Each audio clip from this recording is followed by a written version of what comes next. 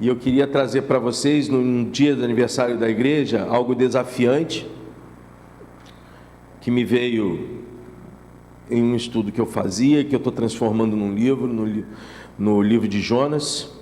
Eu queria que vocês abrissem o capítulo 3, e nós vamos ler apenas o versículo 5 do capítulo 3, até a vírgula. Até a vírgula. Não mais do que a vírgula. Mas nós vamos falar de toda a história de Jonas. Vamos procurar trazer um sentido muito importante para os dias de hoje. E talvez muito importante para a igreja brasileira hoje. Eu estava lendo de uma forma até sem nenhuma obrigação, comecei a ler o livro de Jonas, né? O livro de Jonas é um bom livro para ser lido para quem quer começar a ler a Bíblia, porque ele é rápido. Ele é rápido. Capítulo 3, a partir do versículo 5, mas vai até a vírgula. E eu comecei a ler pensando no momento em que o país está, pensando no momento das pessoas, pensando no meu próprio momento. E realmente Deus me iluminou a perceber coisas aqui importantes que me impactaram pessoalmente.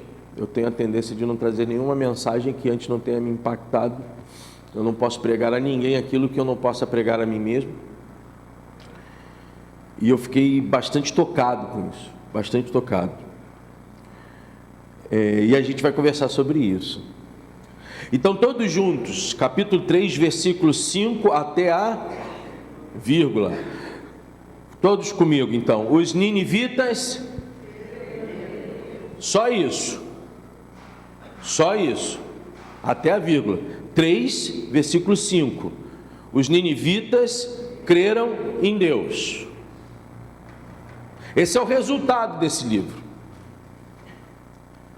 Não existe outro ou qualquer melhor resultado deste livro do que esta passagem, do que o que vocês leram.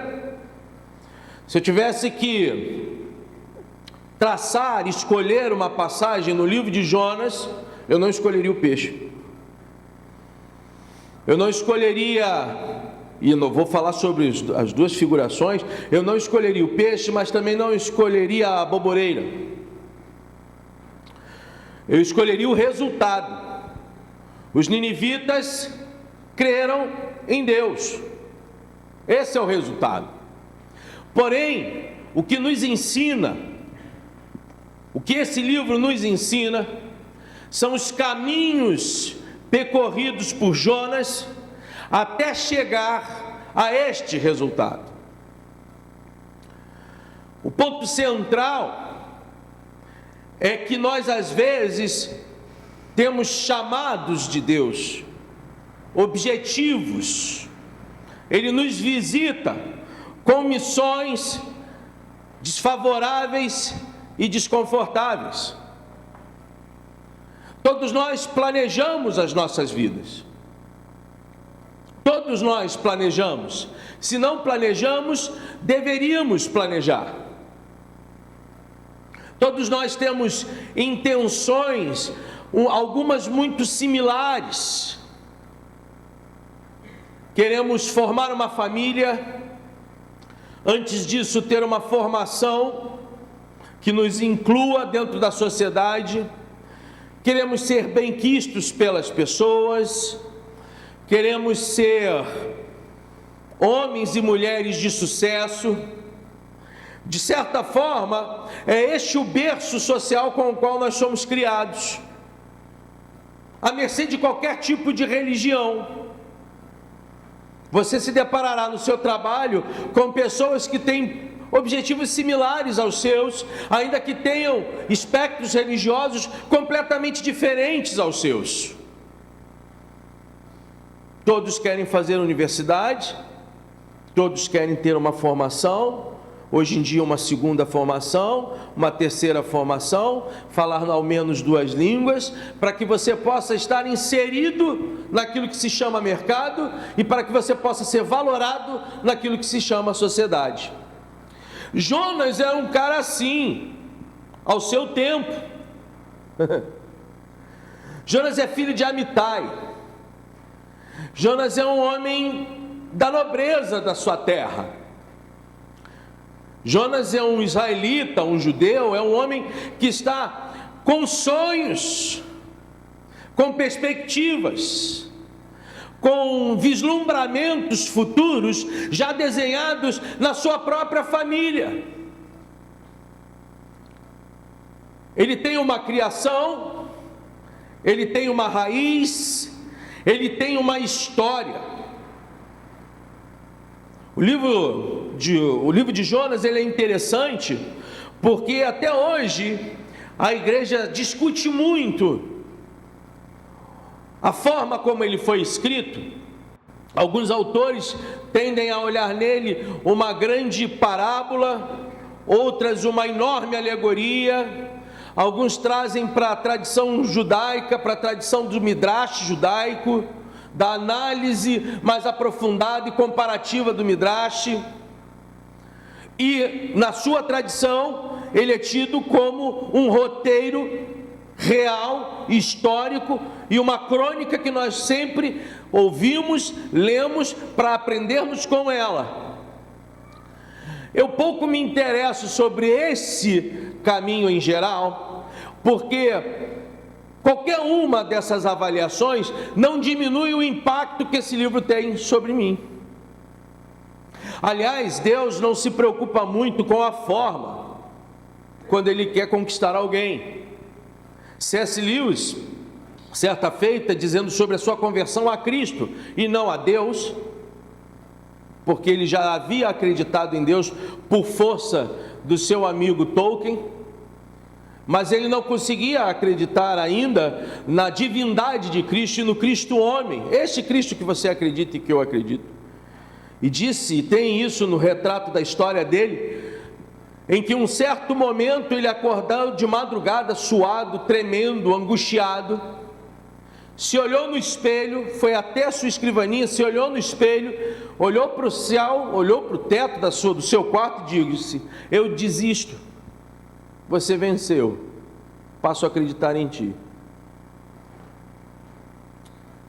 A mesma coisa, às vezes, pode nos acontecer, mas com Jonas, o que acontece é algo desagradável, altamente desagradável.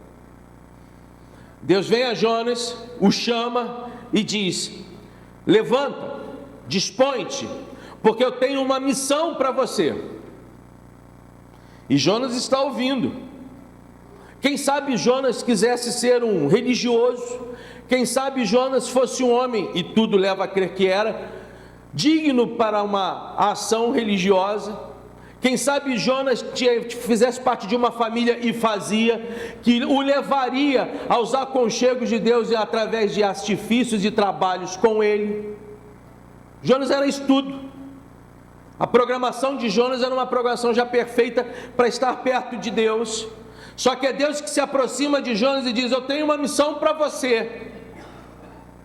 Quem não gostaria de ouvir Deus diretamente, de uma forma ou de outra, vindo dos céus ou pela mente, dizendo: eu tenho uma missão especial só para você, só para você. Jonas recebe esse chamado, e a missão é dolorosa. Ele tem de sair da sua terra e se dispor a Nínive e clamar contra Nínive acerca do juízo de Deus sobre aquela terra. Ele tem que falar contra uma das cidades mais sanguinárias, mais poderosas, um símbolo de poder que crescia na região da Síria. E ele tem que falar contra aqueles que ele mesmo odiava. E ele reluta. E nós temos uma tendência, desculpe até o termo que eu vou usar, nós temos uma tendência covarde de analisar esses personagens. Muitas vezes eu me vi na arrogância de dizer: por que Nínive não obedeceu a Deus na primeira chamada? Porque nós não obedecemos chamados desconfortáveis. Ninguém quer ser chamado por Deus para fazer aquilo que não deseja fazer. E eu fico olhando Jonas na minha arrogância, dizendo que ele tem a obrigação de fazer, que é uma honra. Ou quando eu olho para Gideão, no seu chamado, o homem que não planta nada em lugar nenhum e ainda colhe. E digo: como é que Gideão não aceita um desafio titânico do Senhor? Ele não aceita porque talvez eu não aceitasse também. Ele está no cômodo, na acomodação do seu dia a dia. É como se você estivesse comendo com seus amigos num restaurante ou num churrasco, ou numa reunião da mocidade, e Deus viesse a você e dissesse: olha, eu tenho um chamado, e esse chamado é aquilo que você menos gostaria de fazer. E é esse o símbolo de Nínive para todos nós. Nós temos Nínives na nossa vida que não foram planejadas, casamentos que se planejam, mas separações que não se desejam, estudos que se planejam e desaprovações que não se desejam.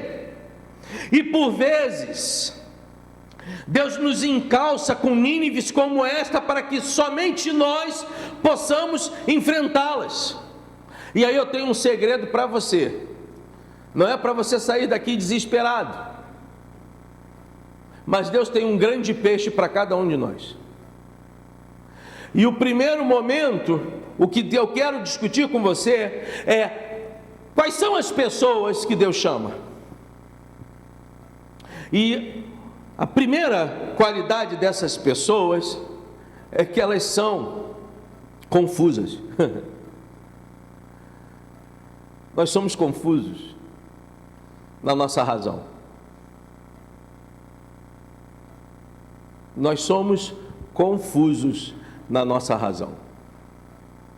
Basta que nós saiamos um pouquinho da bitola do trem que nos foi desejado, para que nós nos percamos desse GPS de vida. E é isso que está acontecendo com Jonas. Ele fica confuso. E a primeira ação de Jonas não é apenas negar o que Deus tinha proposto para ele. A primeira ação de Jonas é negar aquilo que ele mesmo, Jonas, havia proposto para ele, para si mesmo como vida. Porque ele foge. Ele não foge apenas do mandato de Deus, mas ele foge também da sua casa, ele foge dos seus planos, ele foge da sua família, ele foge dos seus valores, porque ele quer ir para Tarsis. O chamado de Deus é para depois do Iraque, é lá perto da região do Irã. E Jonas decide ir para Marrocos. Mais ou menos esta é a distância. Ele quer sumir numa decepção existencial, porque ele é confuso no chamado. Ele não esperava isso de Deus. E aí, o que ele faz? Levantou-se, pois, logo depois do chamado, no versículo 3 do capítulo 3, no versículo 3 do capítulo 1, o que acontece? Jonas se dispôs, mas para fugir da presença do Senhor para Tarsis, e tendo descido a Jope, achou um navio que ia para Tarsis, pegou, pois a sua passagem, pagou a sua passagem e embarcou nele para ir com eles para Tarsis. O termo toda hora surge no texto: Tarsis, Tarsis, Tarsis. Para longe da presença do Senhor. Estar em Tarsis é estar longe da sua terra, por isso é estar longe da presença do Senhor, é estar longe da vontade dEle, é estar longe das ordenanças dEle. Tarsis é a fuga que Jonas escolhe. A confusão de Jonas é tal que ele é capaz de dormir num barco como resposta a uma depressão fulminante.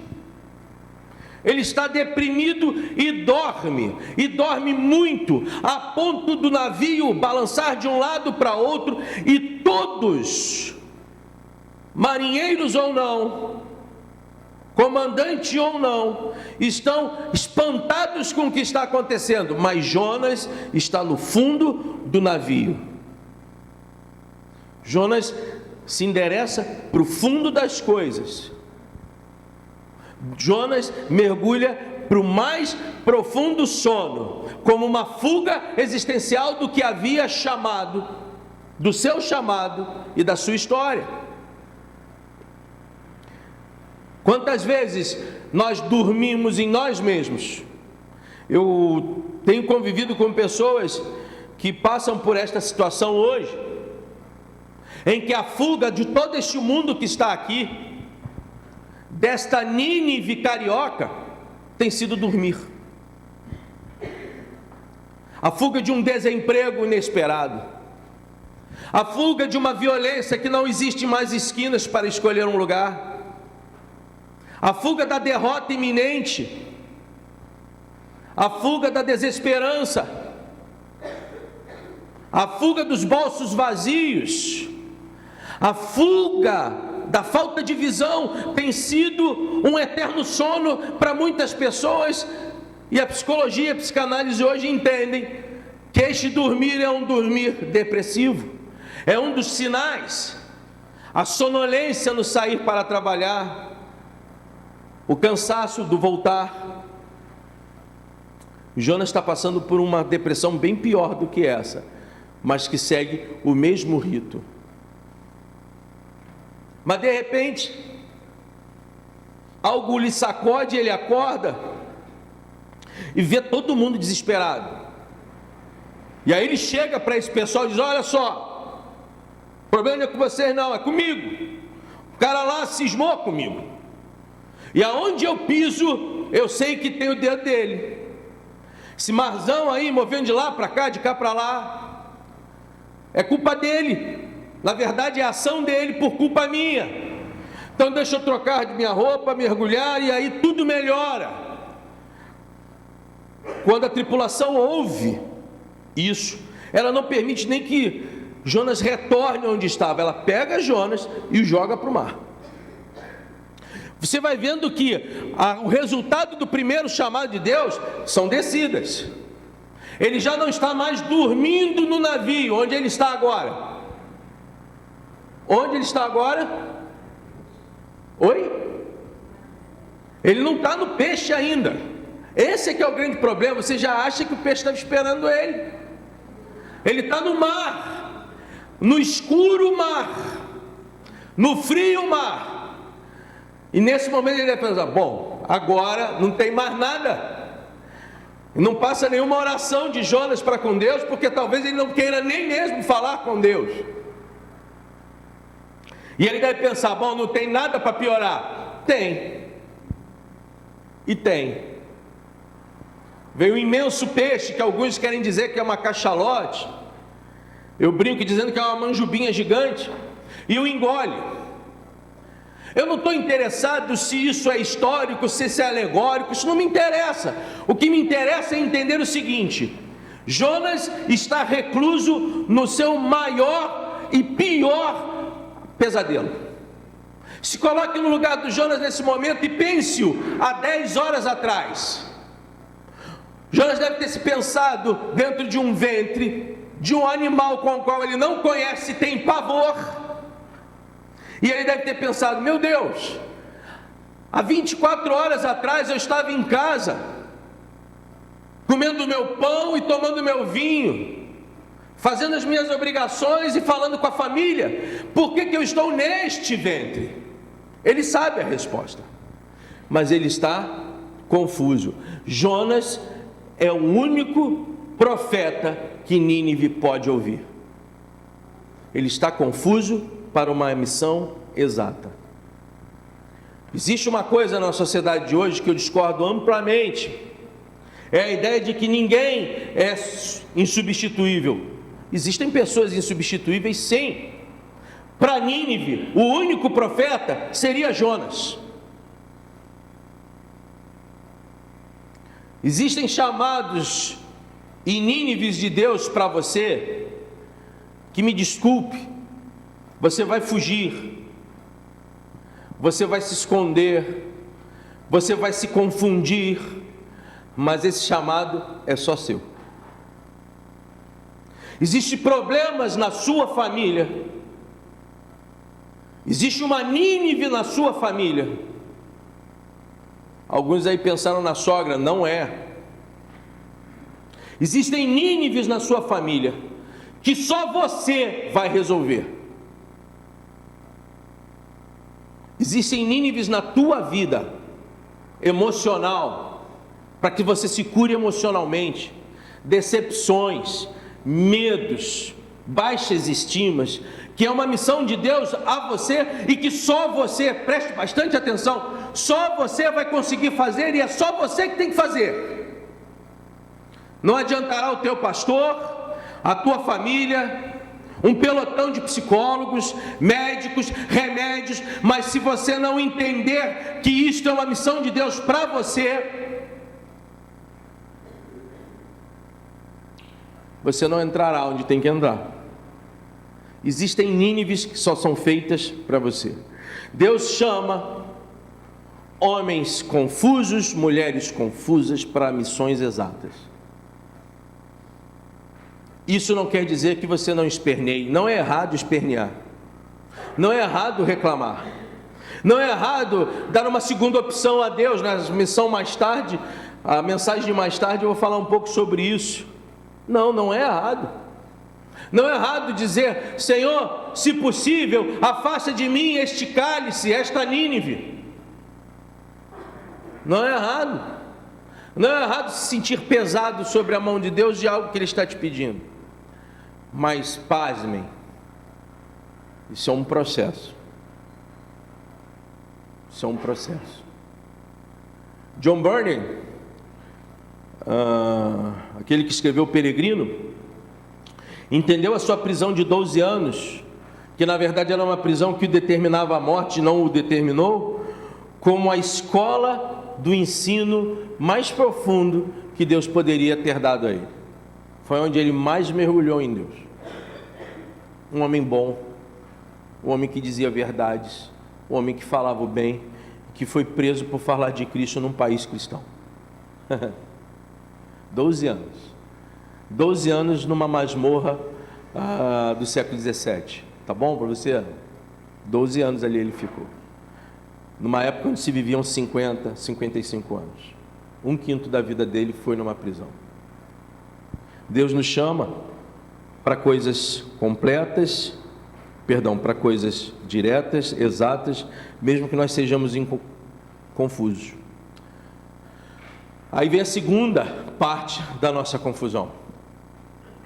E eu acho essa parte muito bonita porque eu me baseio no Salmo, que ele escreve a partir do capítulo 2.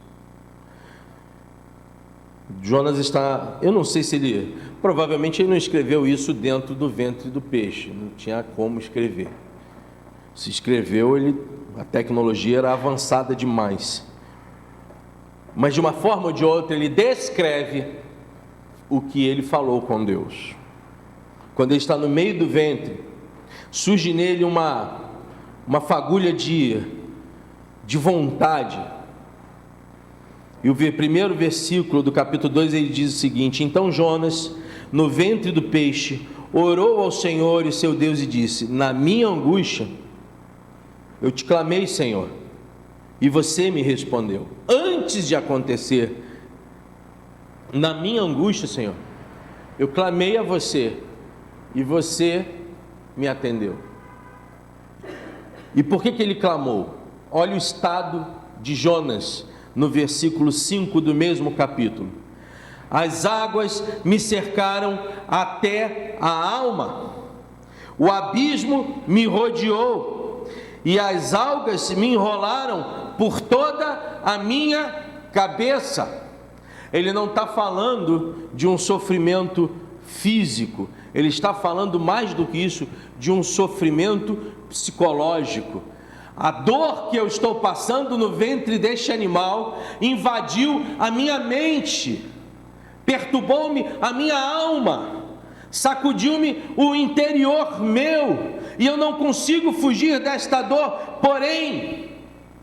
Porém, na minha angústia eu já te clamei, na minha angústia você já me respondeu, na minha angústia eu já te gritei, e na minha angústia você já me ouviu. Ele fala de um futuro com um prazo imediato. Sabe por quê? Porque Deus está chamando um Jonas confuso para completá-lo.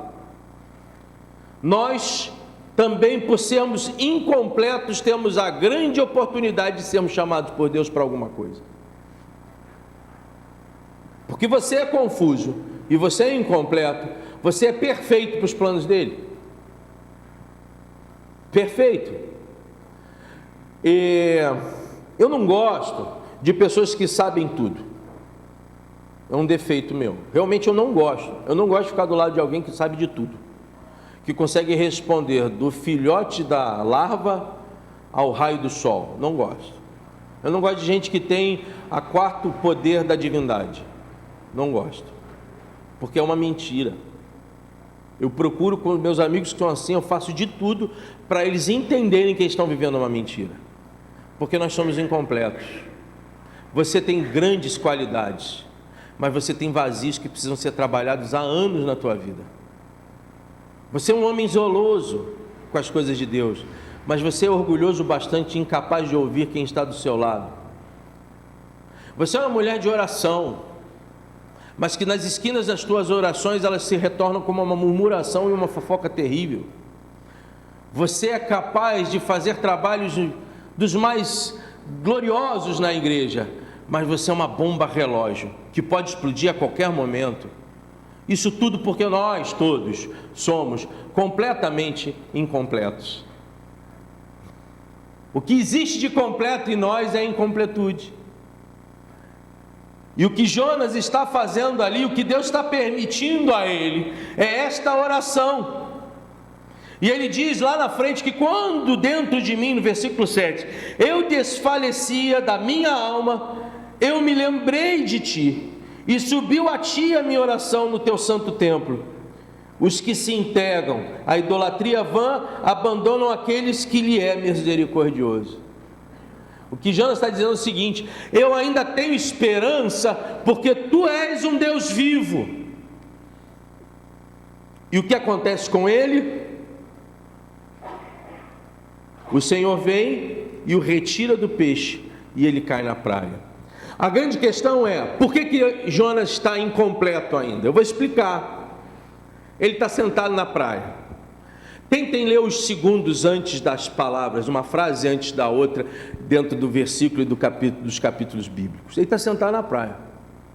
Imagina o que é um cara sair de um peixe dentro da praia. Ele está desfalecido dentro da praia.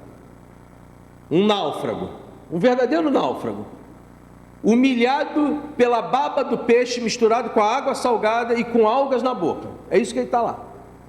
Mas ele deve estar pensando assim: rapaz, o peixe me engoliu. Estou onde? Ah, mas uma coisa eu sei que eu não vou mais. Acho que ele esqueceu. Para Nínive eu não vou. Ele está lá na praia e está falando assim: puxa vida, para Nínive eu não vou. Aí vem o capítulo 3. Voltou a palavra do Senhor. Ele deve ter falado: eu não estou ouvindo isso. Não estou ouvindo isso. E diz: olha só, cara, está cansado, está arrebentado, está confuso, está se sentindo incompleto? Eu estou. Pois bem, levanta-te e vai a Nínive. E ele vai. Dessa vez ele vai. Ele vai descascado. E eu fico pensando dessa estrada, que não é uma estrada pequena, tá?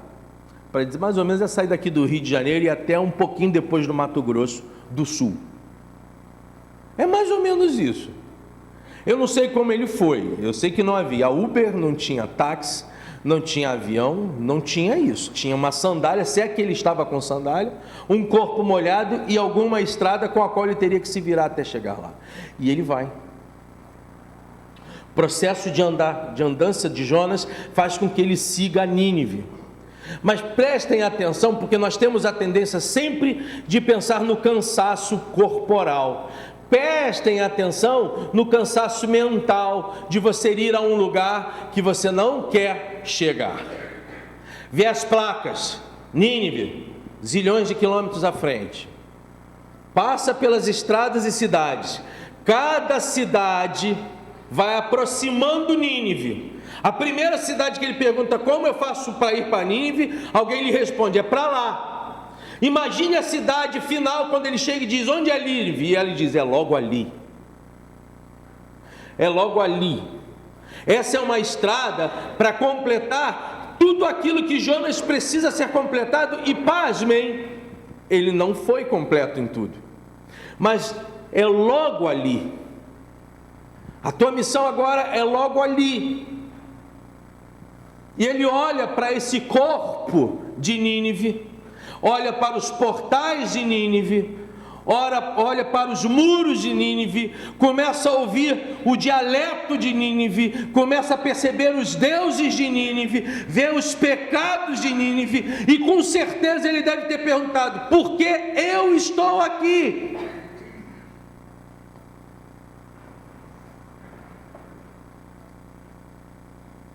A grande pergunta que eu deixo no teu coração é se você está numa situação parecida com essa, na sua vida. É mais difícil às vezes a gente assumir isso na igreja, mas é tão fácil quando a gente assume isso no travesseiro. Na igreja nós louvamos. Lá na minha igreja tem aquela coisa do vaso, oi vaso, tudo bem? Tudo bem, oi vaso, é um vaso para lá, um vaso para cá, mas na verdade às vezes tem um monte de alma de xaxim, sabe? Que não tem a coragem de dizer, não estou bem não. E às vezes nós na igreja não estamos preparados para alguém que diz, eu não estou bem. E eu mas como você não está bem? Você é filho do guerreiro, do Senhor, tu é guerreiro de Deus, você é a princesa, mas guerreiros e princesas também sofrem. Se não fosse assim, Cristo não pediria os seus apóstolos para que orassem por ele, porque a coisa estava pesada. A sabedoria de um ser completo em Deus é admitir que está incompleto. Esse é o grande passo. Eu me lembro do jovem rico, quando Jesus pergunta, vem cá, e aí, os mandamentos, está mandando bem? Ele diz, não, tudinho, faço tudinho. Aí Jesus, tá bom. Nós não fazemos todos os mandamentos todos os dias completamente. Isso é uma balela, isso é uma mentira. Nós buscamos a graça de Deus todos os dias. Isso é uma verdade. Jonas olha para Nínive, entra, e uma das questões mais interessantes é que há uma mudança no caráter do pedido de Deus. No primeiro ele fala, clama contra ela. Cará, esse termo quer dizer realmente, faça juízo dela. Na segunda passagem do capítulo 3, ele fala a mesma cará, mas que tem uma ideia de proclame. Isso quer dizer que, ainda que em português esteja contra, ele está dizendo o seguinte, clame para ela. A missão piorou, porque o que Deus está querendo aqui é livrar Nínive. Então ele está dizendo, Jonas, agora você vai falar para Nínive e não contra Nínive. Você vai dialogar com eles e você vai dizer o que eu quero para eles. Mas o que Jonas faz na sua incompletude? Entra em Nínive e faz exatamente o que Deus tinha ordenado na primeira vez. chega para todo mundo e diz: olha só, se em 40 dias vocês não tomarem jeito, vai descer fogo do céu. Irritado, 3 dias dentro de uma cidade falando isso.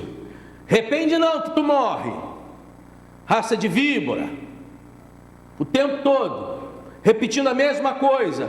E o pavor de Jonas, esse é que é o grande problema nosso, é que quando Deus nos dá uma missão que não queremos fazer, e ao fazermos ela gera fruto. É perturbador para Jonas ver o rei de Nínive largar tudo, vestir-se em roupa de saco. É terrível para Jonas olhar para as prostitutas de Nínive se convertendo. É terrível para Jonas ver os assassinos de Nínive se convertendo. É difícil para Jonas perceber que a missão que Deus o entregou, que ele não quer, é transformadora para o outro. E eu quero dizer uma coisa para você, coloca isso no teu coração: tudo aquilo que Deus faz para você, não é para você, é para você no outro. O que Ele te dá é para você, para o outro. Eu já usei tudo aquilo que eu tinha, do que Deus tinha dado para mim, me instalei no meu pedestal, no meu altar, na minha autoadoração, e graças a Deus Ele um dia me mostrou que tudo aquilo que Ele puder dar a mim é para que eu dê para o outro, porque Ele deu a muitos que deram para mim. E isso Jonas não entende, em parte ele não entende. E quando ele vê toda Nínive conversa, quando ele vê toda Nínive falando de um Deus que não é o Deus de Nínive, professando um Deus que não é um Deus dos templos de Nínive, derrubando os deuses próprios para colocar um Deus estrangeiro, ele sai e diz para Deus: tu não é mole não, eu sabia que tu ia fazer isso porque você é um Deus clemente, você me usou na minha raiva para perdoar este povo, eu sabia que você não podia fazer isso. Depois desse dia, talvez tivesse uma avenida no meio de Nínive chamada Avenida Jonas, no cruzamento com Esperança. A transformação de uma cidade a partir de alguém que não queria transformá-la.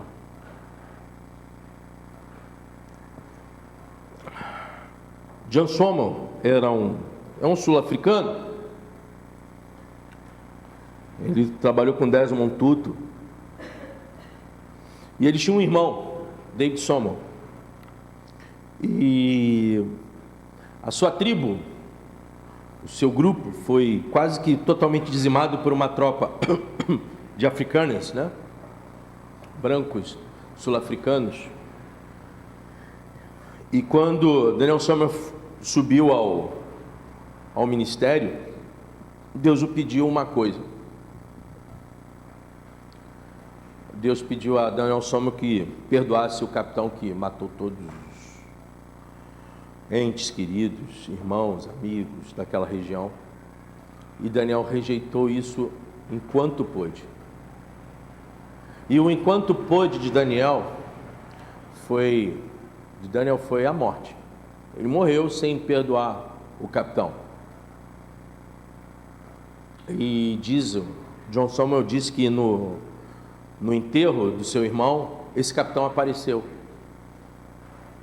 Entrou no meio do grupo, obviamente com os olhos do grupo, com olhos de ódio do grupo sobre ele, foi até o caixão. E quando ele olhou o caixão do seu irmão, de Daniel, ele começou a chorar. E John Sommer fala aquilo que eu disse para vocês: existem coisas que só você fará, ainda que morto. O arrependimento do capitão se deu na morte de alguém que não queria perdoar. O arrependimento de Nínive se deu na proclamação de alguém que não queria que ela se arrependesse. Porque quando Deus quer, Ele vai te usar de uma forma ou de outra. De uma forma ou de outra. Inesperada. Eu estou com um problema sério com a minha filha mais nova. Ela odeia a professora de matemática dela. E eu perguntei a ela por que ela odeia a professora de matemática dela. Ela falou, não é bem a professora, é a matemática. Então vamos começar amando a matemática para poder amar a professora. E ela essa semana disse que a professora que tem mais ajudado ela é a professora de matemática. Cada um tem a nível do seu tamanho. Terceiro ponto é que Deus chama pessoas confusas para missões claras, homens incompletos para missões que nos completam, homens imperfeitos para ações que nos aperfeiçoam. Jonas não aprendeu, não. Eu nesse ponto aqui eu já acho que ele está na dívida. Eu já teria aprendido. Depois de um ventre de peixe eu aprendo qualquer coisa. E aí ele sai de Nínive, fala isso que eu disse, esses impropérios. O profeta de Deus, quando quer debater com Deus, inclusive até xingá-lo, mais ou menos isso, ele fala elogiando. Tem um Deus misericordioso, mas por dentro, né? Mas ele está cansado, extenuado, esgotado, e a primeira coisa que ele faz é sentar num local. Que local é esse? É um local qualquer, querendo morrer. Ele pede isso. É igual Elias, vê se me mata agora, né? Ele pede isso e descansa de novo. Ele não se curou da depressão. Aí sobe uma aboboreira. Essa aboboreira cobre a Jonas. E aí ele fica numa espécie de puff emocional, sabe? Aquela coisa e começa a gostar do vento que está batendo. É um refresco para Jonas. Deus trata a gente para a mesma coisa de forma diferente. De uma forma ou de outra, Jonas não percebe que ele está entrando num outro ventre. No ventre do alívio. Porque às vezes, obrigado, meu anjo. Porque às vezes, estar dentro do ventre do peixe é angústia. Nós nos fugimos na angústia. Mas às vezes nós fugimos na comodidade. Acabou tudo, a vida não é bem assim, eu vou deitar na cama aqui, dar uma relaxada. Isso não é errado não, não é errado não. E ele está lá, está dando uma relaxada.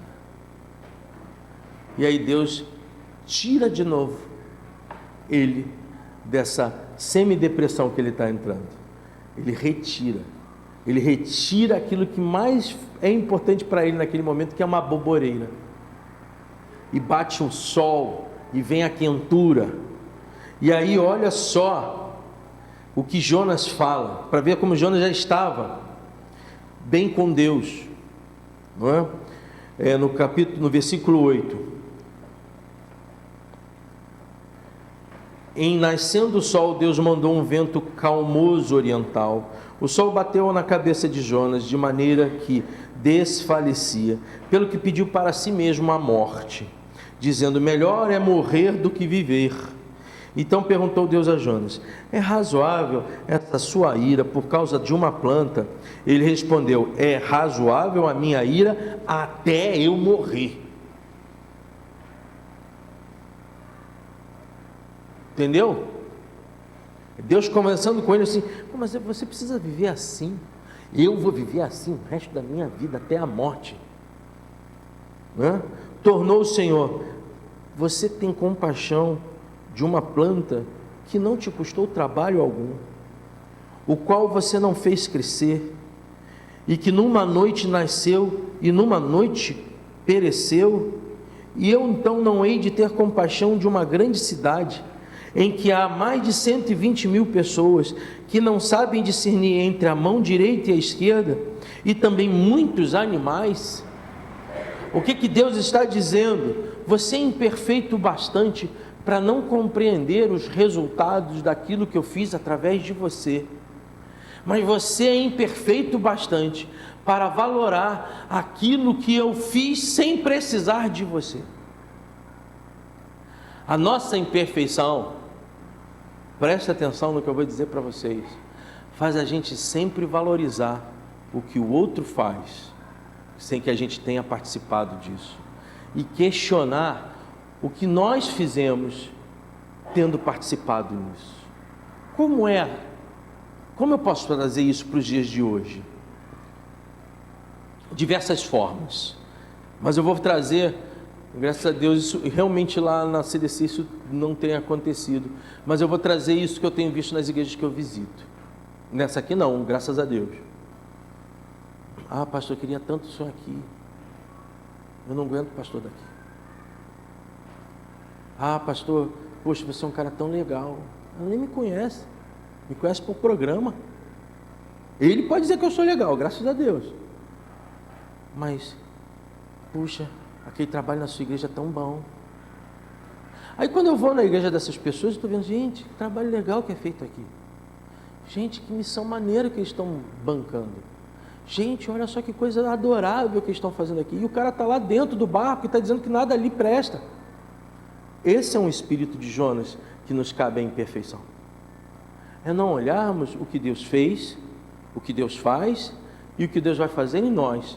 E só prestar atenção no que Deus faz através dos outros, sem a nossa participação. A igreja da Taquara deve ter feito coisas que vocês nem mesmo imaginam. De pessoas que não se preocuparam em ser percebidas pelo que fizeram. Para outras pessoas que você nem sabe que existem.